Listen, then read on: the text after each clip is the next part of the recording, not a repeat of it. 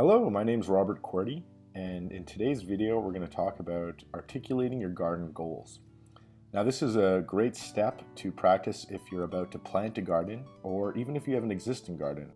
When you set your goals and articulate them for the season, it really helps keep you on track. This video is based on a lesson from the book Edible Forest Gardens, Volume 2, Design and Practice. Okay, before we get into the lesson, I thought I'd play you guys a little audio clip from Tony Robbins that discusses the power of setting your goals. What we want to do here is get some goals that'll drive you, some goals that got some power behind them. And the way to do that, realize that right now you're about to create a real future that can make a major difference for you.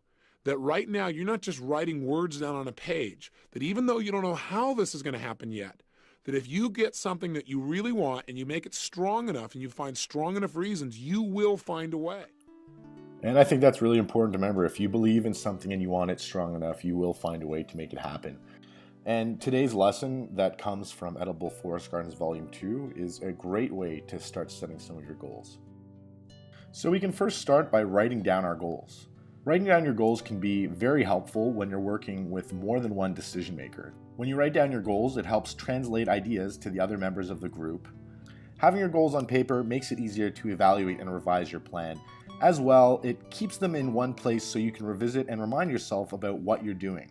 Writing down your goals facilitates communication, and it usually decreases conflict later on in the process. When you write down your goals, it's a really great way to help you manage your time and resources efficiently. Well, perhaps you may not have a clear understanding of what your goals are, but you do have a vision of what you'd like to see, or maybe you'd like to recreate a certain feeling or style of garden. This is a perfect time to maybe start creating a vision board. You might be asking, what is a vision board? Well, here's a little video clip that will help explain. I'm Jack Canfield, and today I'm going to talk to you about my own personal vision board and how I use it. The best way to achieve your goals is to keep them top of mind, so you're always looking for ways to move yourself closer to them. And a vision board is the perfect tool to help you do that. A vision board can be anything where you put your pictures, the words that you want to, that represent the qualities of the experience you want to have. It can be on the back of a door, it can be on your refrigerator, it can be on a big poster board like the kids do to do their science projects at school. It can be, in a book that you unfold. Sometimes people have vision books where they turn the pages that are under page protectors. But the main idea is it's someplace where you capture images of the goals that you have in your life, the things you want to experience, the things you want to own, the things you want to do. So you constantly look at it and it brings forward the images so that you can then either just stare at it or you can close your eyes and then visualize after you look at it. Now I currently have two vision boards. One is a fold-out vision board that I can travel with, that I can close up for privacy. I also have a vision board on the back of my door.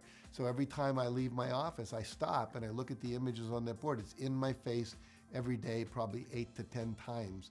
So literally, as you look at your vision board, it's programming your unconscious mind to come up with solutions, to open up the doors of perception, to see resources and opportunities that are out there.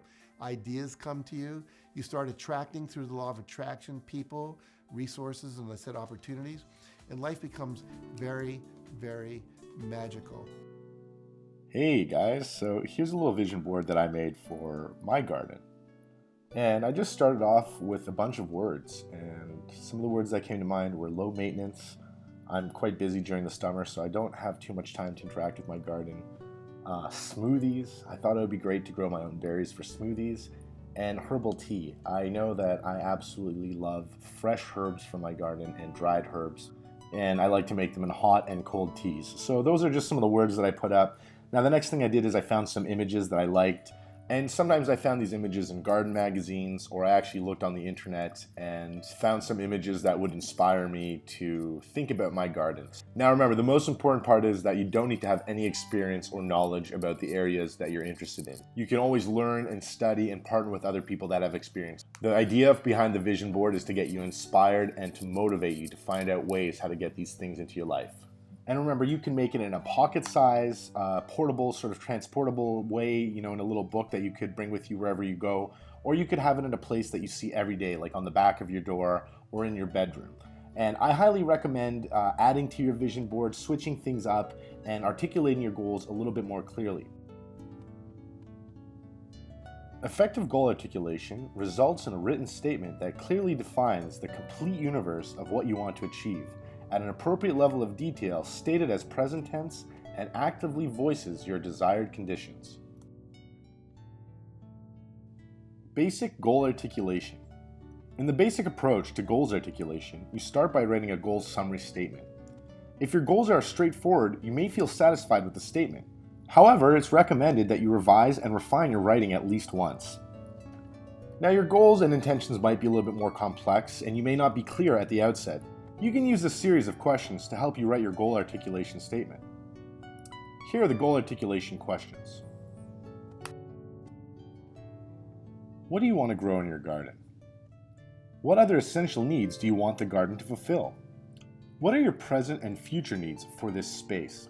How does this garden relate to the larger ecosystem? How much time and effort are you willing to put in? In what ways, if any, are you willing to experiment and take risks? Once you've answered these questions, ask yourself which ones float to the top.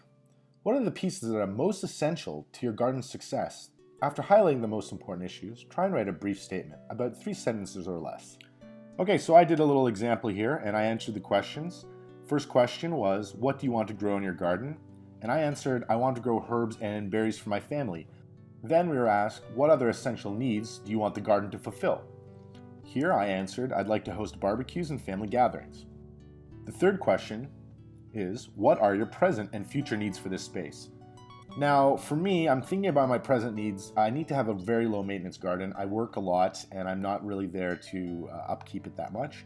And also, it's very important to me that I have an organic garden. We don't like to use any pesticides or chemical fertilizers. So these are 2 things that are present and future needs.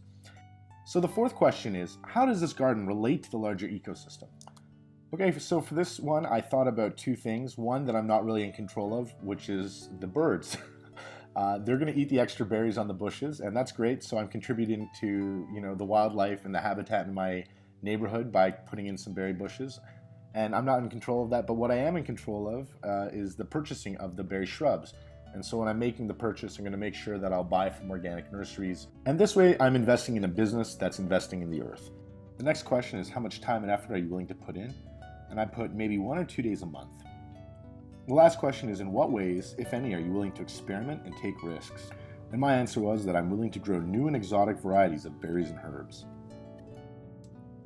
Okay, so after I went through my answers and I picked out the most important points and I wrote them down in a few sentences, and this is my goal summary statement.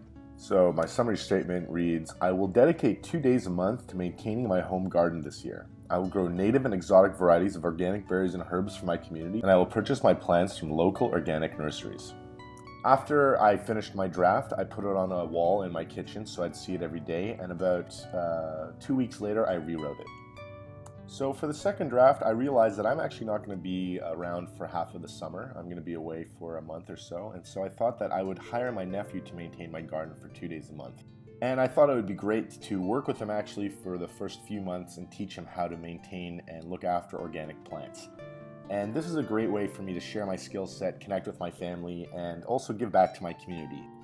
I let this sit on my wall again for about a week or so, and then after a week, I changed it once again. And so this is the final draft of my garden mission statement. Okay, and so for this final draft, I'm actually a little bit more specific with my plan. I've added a few more details, and this is the kind of stuff that happens when you write one draft and rewrite it and leave it in a place where you can see it.